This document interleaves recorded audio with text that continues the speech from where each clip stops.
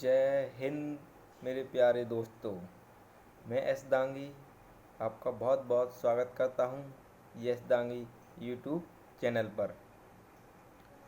तो दोस्तों, आज थोड़ा बिजी होने के कारण मैं एमपीजीके की क्लास नहीं ले पाऊँगा, रिकॉर्ड नहीं कर पाई मैंने एमपीजीके की क्लास। मगर आज मैं आपके बीच मध्य प्रदेश करंट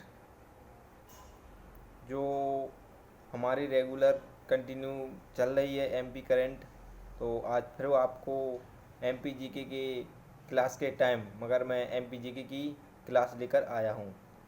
और मध्य प्रदेश की एमपीजीके जो आज के डे में है, जो 5 और 6 अक्टूबर 2 डे की जो करंट है वो मैं लेकर आया हूँ। तो सॉरी, मैं आज एमपीजी की क्लास रिकॉर्ड नहीं कर पाया, इसलिए एमपीजी की क्लास नहीं लगेगी, मगर एमपी करंट की क्लास एमपीजी की क्लास की जगह लगेगी। ठीक है दोस्तों, तो क्लास स्टार्ट करने से पहले सभी लोग वीडियो को लाइक और चैनल को सब्सक्राइब ज़रूर कर लें। जो स्टूडेंट नए हैं मेरे चैनल पर, वो चैनल को सब्सक्राइब ज़रूर करें और शेयर करना ना भूलें। जिससे क्या होगा? कुछ नहीं, अगर आप शेयर करोगे तो जो स्टूडेंट हैं, जो आपके फ्रेंड हैं, जो स्टूडेंट अभी घरों पर हैं या ऑनलाइन पढ़ाई कर रहे हैं, उनको कंटिन्यू किसी चीज़ की क्लास नहीं मिल रही है या एमपी की कंटिन्यू सीरीज नहीं मिल रही है, समझ में उनको नहीं आ रहा कहीं, वो स्टूडेंट जुड़ सकते हैं बस, और कुछ नहीं। और मेरा कोई मकसद ऐसा तो है नहीं कि आप मुझे सब्सक्राइब करोगे, वीडियो को लाइक शेयर करोगे तो मेरा कोई पैसे कमाने का मकसद हो, ऐसा मेरा कोई मकसद नहीं है। बस मेरे पास जो है वो मैं आपके बीच पहुंचा रहा हूं। अगर आपको अच्छा लगे, कोई अच्छी नई चीज़ मिले तो वीडियो को लाइक और चैनल को सब्सक्राइब करें, अन्यथा कोई आपसे ज़बरदस्ती नहीं है कि आप करो। ठीक है दोस्तों, क्लास स्टार्ट करते हैं अपन आज की। और आज मध्य प्रदेश करंट अफेयर्स जो 5 और 6 अक्टूबर की है। तो चलो दोस्तों, देखते हैं आज की जो 5 और 6 अक्टूबर की जो अपनी करंट है उसको। मगर ये अपनी करंट जो एक दिन लेट चलेगी, ऐसे आज आपको 5 और 6 अक्टूबर की मिलेगी तो कल 7 और 8 की मिल जाएगी। तो जो अपनी करंट है वो एक दिन लेट चला करेगी। कैसे कि मैं रिकॉर्ड करता हूँ और करंट को कहीं से इकट्ठा करके लिखता हूँ तो उसमें थोड़ा टाइम लग जाता है, तो एक दिन लेट चलेगी करंट क्लास। ऐसा नहीं कि आपको आज की डेट 9 अक्टूबर है तो 9 अक्टूबर की करंट मिल जाए, नहीं, 9 को आपको 8 की करंट मिलेगी और 10 को 9 की मिल जाएगी। तो एक दिन ये अपनी करंट लेट चला करेगी, इसमें कोई दिक्कत नहीं है, आपकी कंप्लीट शेड्यूल हो जाएगी, लेट चलने से कोई दिक्कत नहीं है। ठीक है दोस्तों, क्लास स्टार्ट करते हैं और देखते हैं कुछ फैक्ट करंट के एमपी के। ठीक है, तो मध्य प्रदेश से देखना, मध्य प्रदेश के इंदौर शहर में 25 स्थानों पर फील्डिंग एरिया, कौन से फील्डिंग एरिया बनाए जाने का निर्णय जिला प्रशासन ने लिया है। किसने लिया? इंदौर की जिला प्रशासन ने लिया है ये निर्णय। कहाँ? 25 स्थानों पर फील्डिंग एरिया, मतलब स्तनपान क्षेत्र जो होंगे, जो सड़कों और बाजार मार्केट के किनारे के जो क्षेत्र होंगे, वहाँ ये स्थानों पर फील्डिंग एरिया बनाए जाने का निर्णय इंदौर की जिला प्रशासन ने लिया है। और प्रथम चरण में 10, कितनी? प्रथम चरण में 10 ये बनाए जाएंगे। ठीक है दोस्तों, अगला फैक्ट देखते हैं, आगे देखते हैं। आगे भारतीय रेल प्राधिकरण, क्या? भारतीय रेल प्राधिकरण धार में, जिला याद रखना, धार में किस शहर के? विनय मुकादी, कौन सी नाम ध्यान रखना? विनय मुकादी राष्ट्रीय कोच बन गए हैं।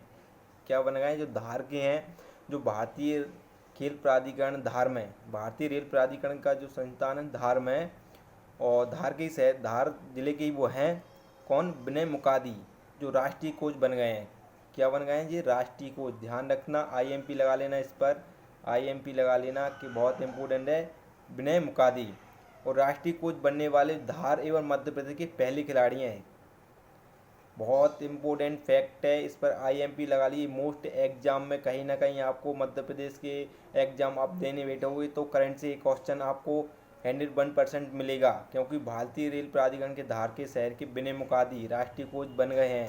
और ये राष्ट्रीय कोच बनने वाले धार के और मध्य प्रदेश के पहले खिलाड़ी हैं। ध्यान रखना, धार के और मध्य प्रदेश के पहले खिलाड़ी हैं, ये बात ध्यान रखना, धार के पहले खिलाड़ी हैं।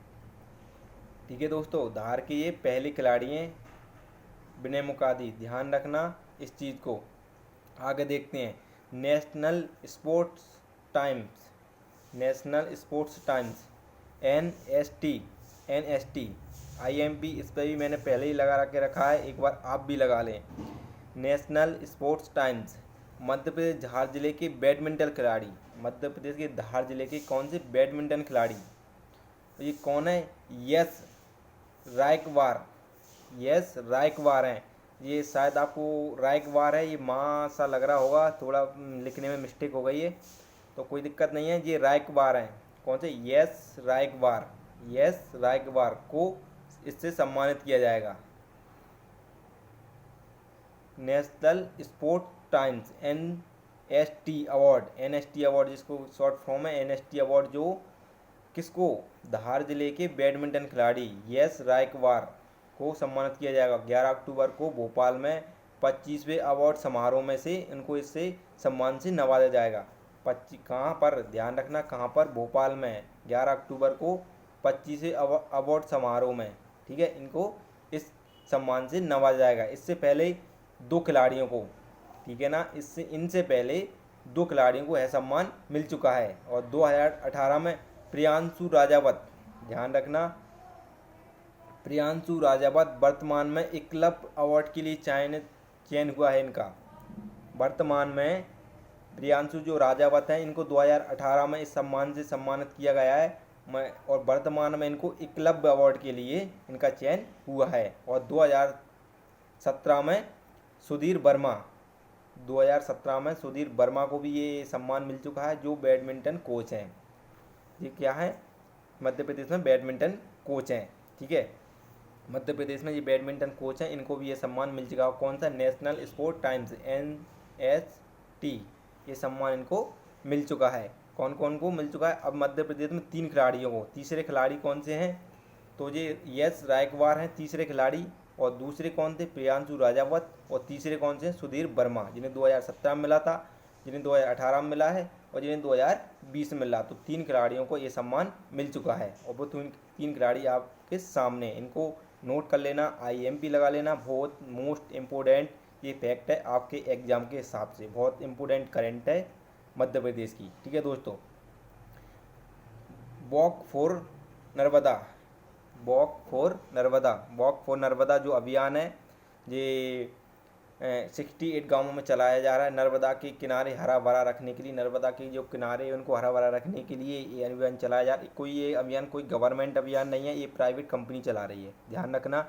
ये अभियान चलाया जा रहा है, ये कोई गवर्नमेंट का अभियान नहीं है, ये एक प्राइवेट कंपनी चला रही है। मगर आपको याद रखना है, वॉक फॉर नर्मदा अभियान 68 गाँव में एक प्राइवेट कंपनी चला रही है, क्योंकि नर्मदा के जो किनारे हैं उनको हरा भरा रखने के लिए, ठीक है दोस्तों। आगे बढ़ते हैं, अगला फैक्ट देखते हैं। अगला फैक्ट देखते हैं, तो विद्युत वितरण कंपनी की एक इंजन है, बहुत इम्पोर्टेंट, ये भी बहुत इम्पोर्टेंट फैक्ट है करंट के हिसाब से, तो आप इसको भी देखें कि विद्युत वितरण कंपनी के एक इंजीनियर ने, विद्युत वितरण कंपनी के एक इंजन ऐसा उपकरण बनाया है, एक ऐसा उपकरण बनाया जो यह सूचना देता है कि बिजली बंद है या चालू। एक ऐसा उपकरण बनाया है जिससे यह पता लगता है कि जब कि बिजली चालू है या बंद है। इनका नाम है शरद बिसेन, इनका क्या नाम है? जो इंजीनियर हैं विद्युत वितरण कंपनी के एक इंजीनियर है शरद बिसेन ने, इन्हें एक ऐसा उपकरण बनाया है, कैसा कि है सूचना दे देता है कि बिजली बंद है या चालू। जब भी कभी बिजली ख़राब हो जाती है, लाइट वगैरह टूट जाती है, तो जोड़ने जाते हैं, तो फ़ोन लगा के तो बोल देते हैं बिजली घर में कि हम यहाँ ये काम कर रहे हैं, तो आप लाइन को बंद कर दो। तो अचानक क्या वो ध्यान भूल जाते हैं, तो लाइट बंद नहीं कर पाते हैं। जब वो लाइट जोड़ने मोड़ने जाते हैं, तो ऐसी बहुत बड़ी दुर्घटना घट जाती है। तो वो ऐसा उपकरण बनाया जी, ऐसे उपकरण को माचिस की डिब्बी के बराबर, माचिस की डिब्बी आपने देखी होगी, इसके बराबर ये उपकरण है। और 1100 वोल्ट का जो 1100 वोल्ट का जो करंट आता है उसकी सूचना ये दे देगा कि जब ये जोड़ने खड़े होंगे, जब इस डिब्बी को देखेंगे तो इनको बता देगा ये उपकरण के लाइट चालू है या बंद है। तो ठीक है दोस्तों, ये कौन ने बनाया है? मंडला के हैं शायद ये, जिले का पता नहीं है, मन का नाम बहुत इंपॉर्टेंट है, आप नाम याद रखना। शरद बिसेन ने है उपकरण बनाया है। ठीक है, और एक और आगे देखते हैं। हाल ही में मध्य प्रदेश सरकार ने जो अब वो रबी की फसल की बुआई होने जा रही है, सभी संपूर्ण भारत में भी और मध्य प्रदेश में भी जो रबी की बुआई होने जा रही है, तो उसके लिए प्रदेश सरकार ने बीज वितरण करने की घोषणा की है। बीज वितरण करने की घोषणा की है, बीज प्रदान करने की घोषणा की है। तो वो बीज कितना प्रदान करेगी? तो 15 लाख टन बीज यह मध्य प्रदेश सरकार किसानों को वितरण करेगी। ठीक है दोस्तों, किसानों को ये वितरण करेगी। आगे देखते हैं, आगे और फैक्ट देखते हैं कि आगे देखते हैं, आगे बढ़ते हैं। अगला फैक्ट, अभी हाल ही में सागर जिले के समाजसेवी और राष्ट्रवादी विचारक आलोक मेहता का निधन हो गया। तो याद रखना कौन? आलोक मेहता। ये आलोक मेहता याद रखना आप। ये आलोक मेहता जो हैं इनको आप याद रखना कि ये समाजसेवी और राष्ट्रवादी थे। ये समाजसेवी और राष्ट्रवादी थे, इनको याद रखना।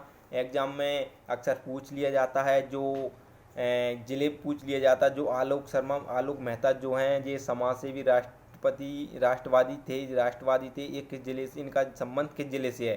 तो आपको पता होना चाहिए कि इनका संबंध सागर जिले से है। सागर जिले के समाजसेवी और राष्ट्रवादी विचारक थे आलोक मेहता। इनका भी हाल ही में निधन हो गया है। और आगे एक और फैक्ट देखना कि अनिल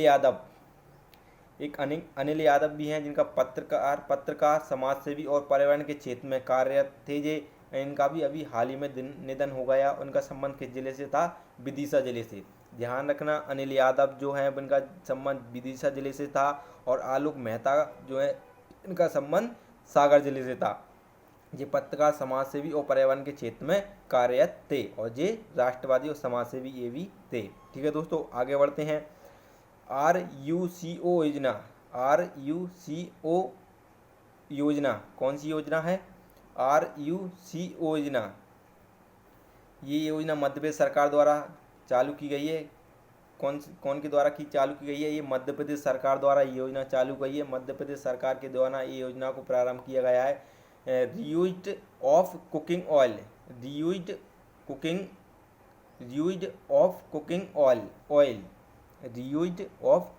ऑयल, ध्यान रखना इसका फुल फॉर्म RUCO, इसका फुल फॉर्म याद रखना आप।